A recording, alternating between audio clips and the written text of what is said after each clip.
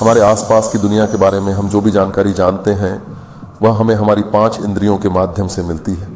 हम जो दुनिया जानते हैं वह है जो हम अपनी आंखों से देखते हैं, जो हमारे हाथों से छूते हैं, जो हमारे नाक से सूंघते हैं, हमारी जीभ से चखते हैं और हमारे कानों से सुनते हैं।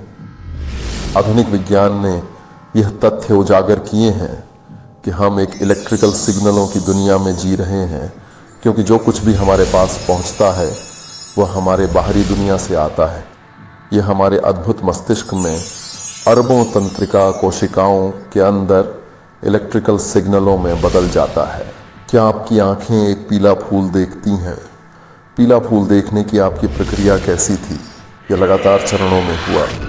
पीले फूल द्वारा उत्सर्जित प्रकाश बीम आपकी आंख की पुतली के माध्यम से पार होकर आंख के पिछले हिस्से पर स्थित रेटिना पर परावर्तित हो गया।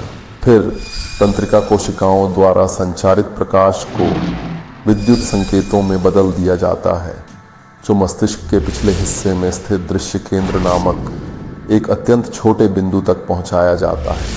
दृश्य केंद्र इन विद्युत संकेतों को प्राप्त करता है और कई प्रक्रियाओं के बाद उन्हें एक पूर्ण छवि में परिवर्तित कर देता है।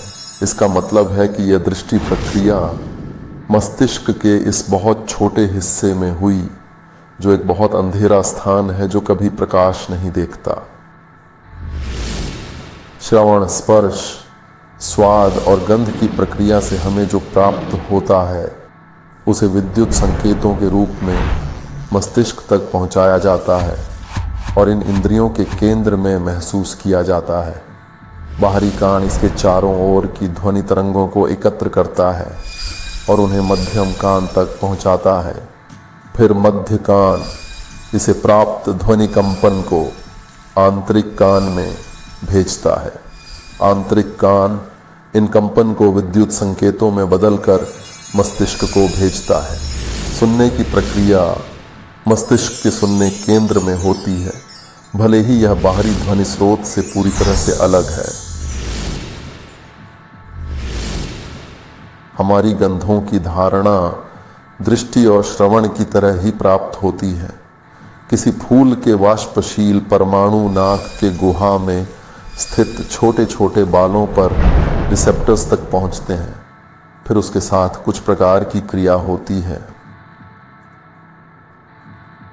यह प्रतिक्रिया मस्तिष्क में विद्युत संकेतों के रूप में संचारित होती है, जिसे मस्तिष्क एक गंध के रूप में प्राप्त करता है।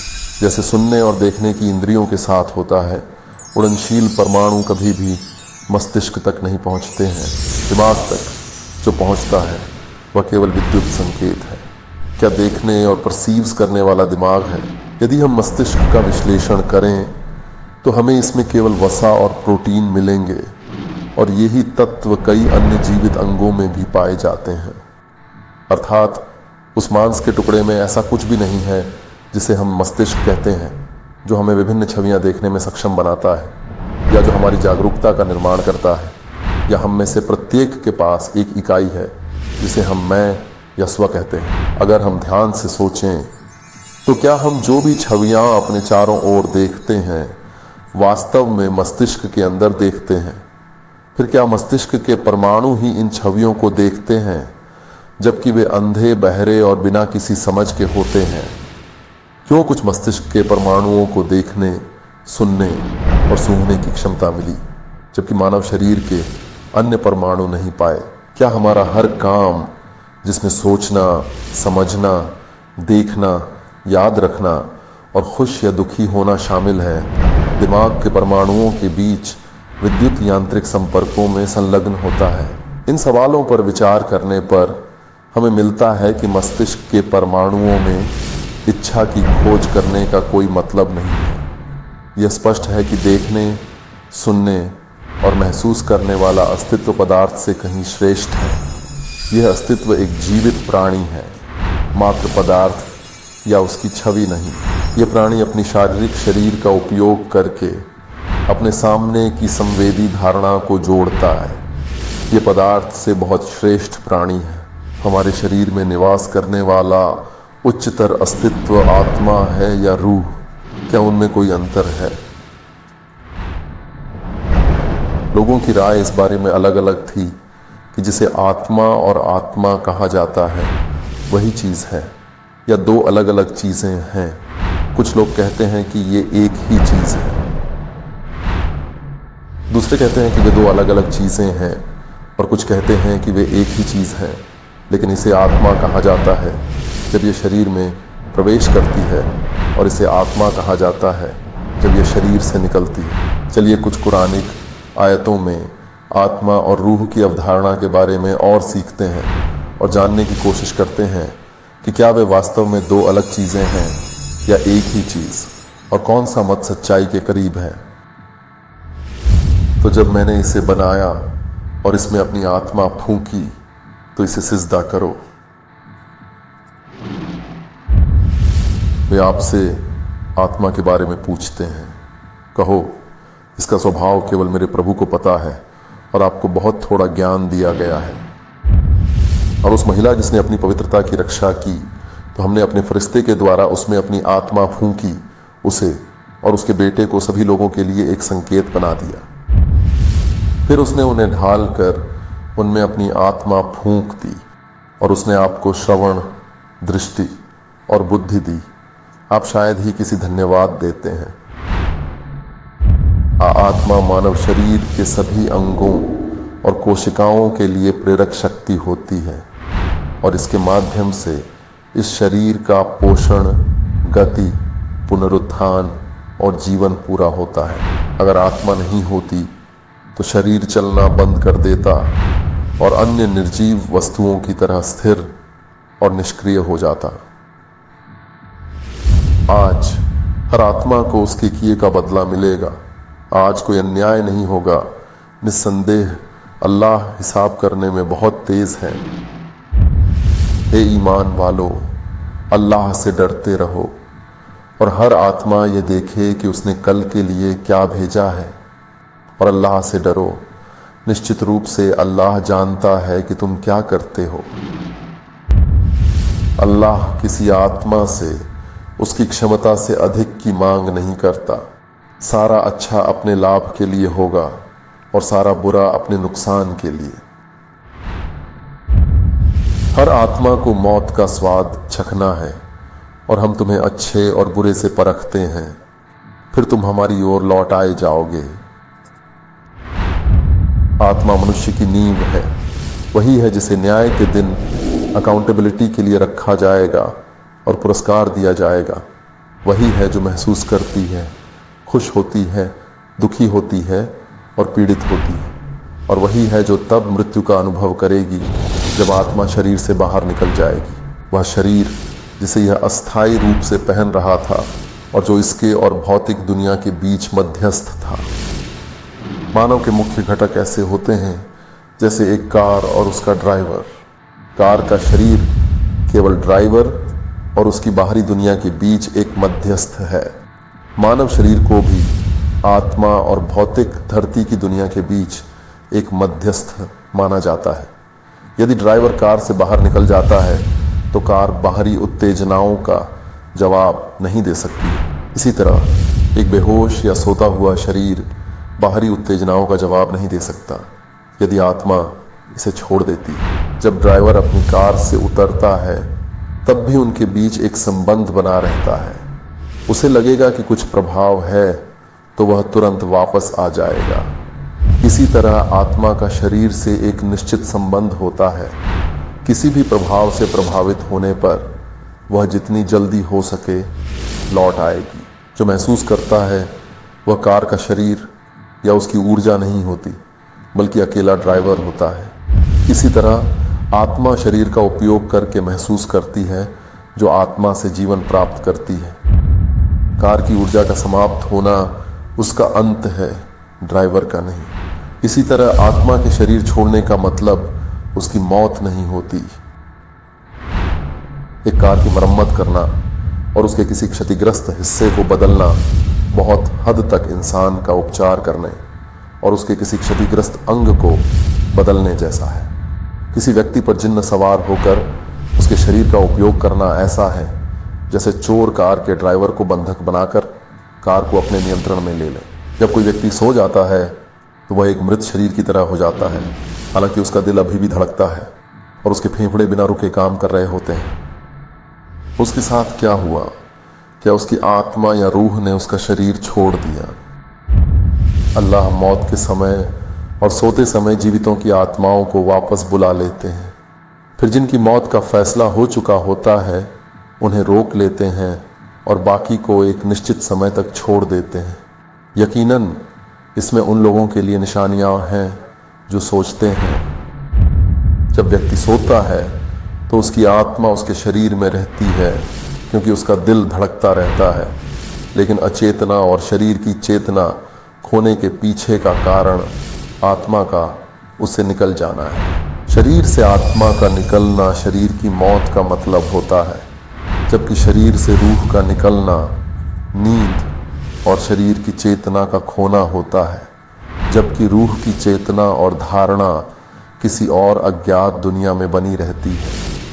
आत्मा थकती नहीं, बूढ़ी नहीं होती और उसे उस आराम की ज़रूरत नहीं होती जो मानव शरीर को होती है। इसी कारण जब भी कोई व्यक्ति सोता है तो आत्मा शरीर को छोड़ देती है।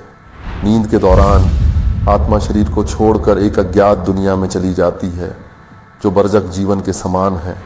अल्लाह हमें हर रात इसे याद दिलाता है जब हम सोते हैं, ताकि हम और सोचें और मृत्यु और पुनरुत्थान को याद रखें, ताकि कोई रूह यह न कहे कि अल्लाह की अवहेलना करने पर मुझ पर विपत्ति आई जबकि मैंने उपहास किया था। आत्मा को केवल तब काम सौंपा जाता है जब वह शरीर के अंदर होती है, जिसका अर्थ है कि आत्मा नींद के दौरान किए गए कार्यों के लिए जिम्मेदार नहीं होती, चाहे वे कितने भी बुरे क्यों न हो। क्योंकि एक व्यक्ति अपने जीवन का लगभग 1/3 समय सोता है, इसलिए उसके पास काम करने के लिए केवल जीवन का 2/3 हिस्सा ही बचता है। जब कोई व्यक्ति मरता है तो उसकी आत्मा अल्लाह की आत्मा में लौट जाती है, उस मूल में जहाँ से वह बनी थी, और शरीर धूल में लौट जाता है उस मूल में जहाँ से वह बना था, जब तक कि बुगल नहीं बजती और कब्रों में दफन लोग पुनर्जीवित नहीं हो जाते। और जब नरसिंगा फूंका जाएगा तो वे सभी अपने रब की ओर तेजी से निकलेंगे। जहाँ तक उस आत्मा की बात है जो शरीर में थी, वह बरज़ख जीवन में चली जाती है और वहाँ तब तक रहती है जब तक कि समय नहीं आता और उसका शरीर फिर से बढ़ता है ताकि वह इसे धारण कर सके और न्याय का दिन शुरू होता है। यहाँ तक कि जब उनमें से किसी की मृत्यु का समय आता है तो वह कहता है, मेरे प्रभु मुझे वापस भेज दो ताकि मैं उसमें अच्छा कर सकूं जो मैंने पीछे छोड़ दिया है। नहीं, ये सिर्फ एक शब्द है जो वह कहता है और उनके पीछे एक बारजक है जब तक वे पुनर्जीवित नहीं होते। जब मृत्यु ही हमारी नियति है तो मानव जीवन का उद्देश्य क्या है? अगर इंसान वास्तव में समाप्त हो जाता है और मृत्यु के साथ गायब हो जाता है तो उसके जीवन का कोई अर्थ या उद्देश्य नहीं है। लेकिन क्या कोई व्यक्ति वास्तव में अस्तित्व समाप्त कर देता है? क्या उसके सभी घटक गायब हो जाते हैं? मृत्यु के बाद व्यक्ति से केवल उसका भौतिक शरीर ही समाप्त होता है जो धूल में मिल जाता है, लेकिन जो आत्मा अल्लाह द्वारा फूंकी गई थी वह अपने सृजनहार के पास लौट जाती है। और इंसान के भीतर केवल आत्मा ही रहती है जो महसूस करती और समझती थी, जो शरीर की मृत्यु के साथ बरज़ख जीवन में चली जाती है, जो एक बेकार जीवन है। लेकिन उस समय हमें यकीन हो जाएगा कि इस दुनिया में हमारा जीवन केवल काम के लिए था। बरज़ख की जिंदगी हमारे जीवन का चौथा चरण है। इस चरण से पहले के 3 चरण कौन से थे? परमाणु जीवन चरण हमारे जीवन का पहला चरण है। यह आत्मा का जीवन है, बिना शरीर या आत्मा के एक जीवन जो हमारे लिए समझना मुश्किल है। और इस चरण में मानव आत्माएं एक साथ बनाई गई थीं और इसमें हमने अपने वंशजों की रचना खुद देखी थी, आदम के बेटों के प्रकट होने से। और जब निर्माता ने हमसे पूछा, क्या मैं तुम्हारा परमेश्वर नहीं हूँ? तो हमने कहा हाँ, और फरिश्तों ने हमारी गवाही की पुष्टि की। जब तुम्हारे प्रभु ने आदम की संतानों की संतति को उनकी रीढ़ से निकाला और उनसे उनके बारे में गवाही दिलवाई तो उन्होंने कहा, क्या मैं तुम्हारा प्रभु नहीं हूं? और उन्होंने जवाब दिया, हाँ, हम गवाह हैं, ताकि तुम पुनरुत्थान के दिन यह न कह सको कि हमें इसका ज्ञान नहीं था। गर्भाशय जीवन चरण हमारे जीवन का दूसरा चरण होता है और यह सबसे छोटा चरण होता है जिससे हम गुजरते हैं। इस चरण के दौरान आत्मा भ्रूण के शरीर में प्रवाहित होती है और आत्मा को उसमें भेजा जाता है। हम इस चरण से कुछ भी याद नहीं रखते, भले ही यह वास्तव में हुआ था। हमें अल्लाह की उस काबिलियत के बारे में अच्छी तरह से सोचना चाहिए जिसने हमें इस स्तर पर बनाया, जिसे हम आधुनिक तकनीक की मदद से अपनी आंखों से देख सकते हैं, ताकि हम निर्माता की महानता और शक्ति को यकीन के साथ जान सकें। वह वही है जिसने तुम्हें मिट्टी से बनाया, फिर एक बूंद वीर्य से, फिर एक लोथड़े से। उसके बाद वह तुम्हें एक शिशु के रूप में बाहर निकालता है, फिर वह तुम्हें बड़ा करता है ताकि तुम पूरी परिपक्वता के स्तर तक पहुंचो। फिर बूढ़े हो जाओ और तुम में से कुछ लोग पहले ही मर जाते हैं ताकि तुम अपने नियत समय तक पहुंचो और ताकि तुम समझ सको। पृथ्वी जीवन चरण हमारे जीवन का तीसरा चरण है। यह उन सबसे महत्वपूर्ण और खतरनाक चरणों में से एक है जिससे हम गुजरते हैं, क्योंकि हमें हमारे सभी कार्यों के लिए जिम्मेदार ठहराया जाएगा। हम इस मंच पर जितने भी वर्ष जीते हैं वह सीमित हैं और आमतौर पर 70 वर्ष से अधिक नहीं होते, और हमारा काम मुख्य रूप से 20 से 50 वर्ष की आयु के बीच के युवाओं पर केंद्रित है। इसका मतलब है कि हमारे जीवन के तीसरे चरण में केवल 30 साल होते हैं। अब अगर हम इन वर्षों से नींद की अवधि को घटा दें जिसके लिए हम जिम्मेदार नहीं हैं, तो हमारे पास असली काम के लिए केवल 20 साल ही बचेंगे। हम वास्तव में हारे हुए होंगे यदि हम इस छोटे से जीवन के समय का लाभ नहीं उठाते हैं और सब कुछ नहीं करते जो हम अपने परलोक के अच्छे कर्मों के बैलेंस को बढ़ाने के लिए कर सकते हैं। हमारी जिंदगी जिसमें इंशाअल्लाह हम सही और स्थायी खुशी का स्वाद चखेंगे। हमें अपने जीवन के तीसरे चरण में यह जानना चाहिए कि पृथ्वी और उसकी सभी वस्तुएं मानव आत्मा की अनंत इच्छाओं को संतुष्ट नहीं कर सकती, भले ही मानव आत्मा के पास पृथ्वी के सभी खजाने हों।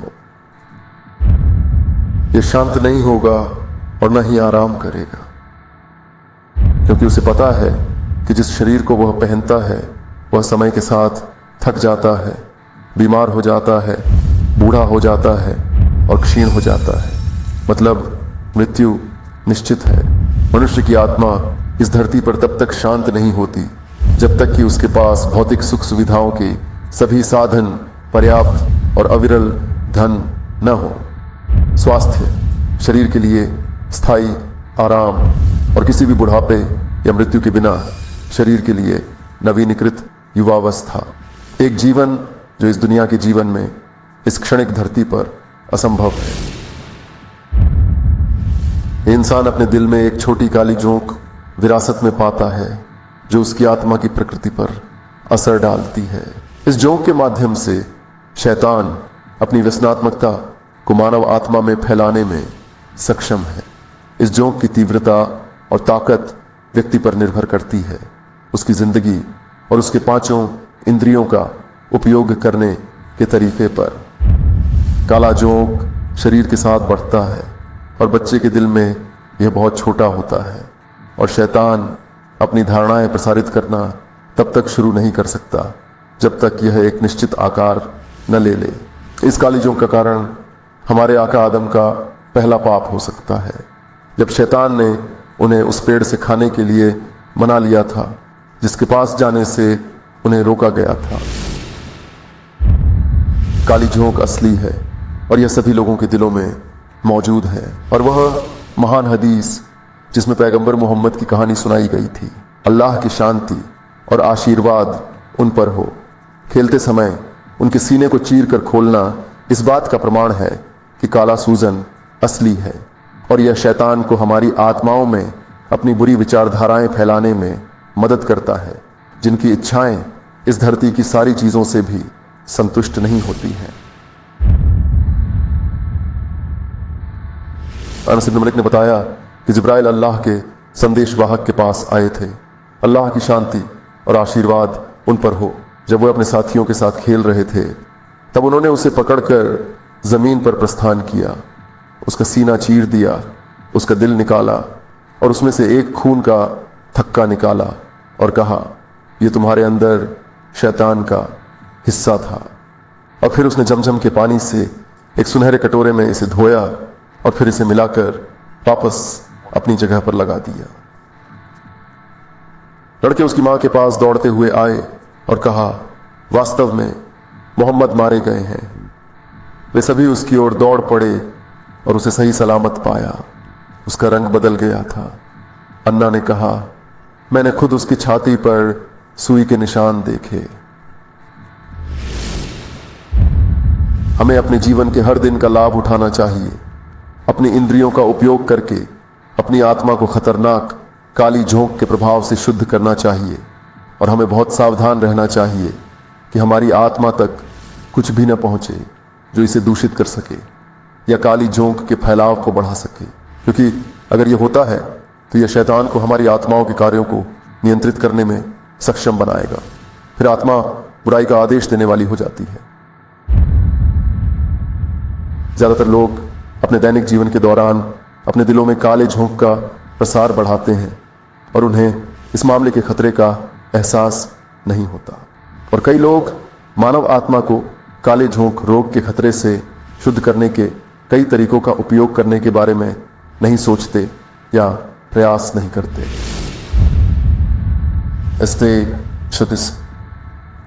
इस मामले की गंभीरता की पुष्टि करने और मानव आत्मा को शुद्ध और पवित्र करने की आवश्यकता है। पवित्र कुरान में स्वयं अल्लाह ने 11 महान प्राणियों की कसम खाई कि वही सफल रहा जिसने अपनी आत्मा को शुद्ध किया और वही हारा जिसने अपनी आत्मा को दूषित किया। अल्लाह के नाम से जो अत्यंत कृपालु और दयालु है। सूरज और उसकी चमक की कसम, और चांद जो उसका अनुसरण करता है, और दिन जैसा कि यह इसे उजागर करता है, और रात जैसा कि यह इसे छुपाती है, और आकाश और जिसने इसे बनाया, और धरती और जिसने इसे फैलाया, और आत्मा द्वारा और उस एक द्वारा जिसने इसे आकार दिया, फिर इसे सही और गलत का ज्ञान दिया। वह व्यक्ति वास्तव में सफल है जो अपनी आत्मा को शुद्ध करता है, और वह बर्बाद है जो इसे भ्रष्ट करता है। आपकी उम्र अब तक कितनी हो चुकी है? आपके यौवन के कितने वर्ष बचे हैं? क्या आप अपनी आधी उम्र से ऊपर हैं? क्या आप सच में अपने आप को शुद्ध करने और सभी बुराइयों से मुक्त करने के बारे में गंभीरता से सोच रहे हैं? क्या आप सच में काले झोंक के प्रभाव से छुटकारा पाना चाहते हैं जिससे शैतान आपको नियंत्रित करता है? इस श्रृंखला के दूसरे भाग के साथ बने रहें और जानें कि कैसे काले झोंक को हमारे दिलों से निकालकर हमारी आत्मा को आश्वस्त करें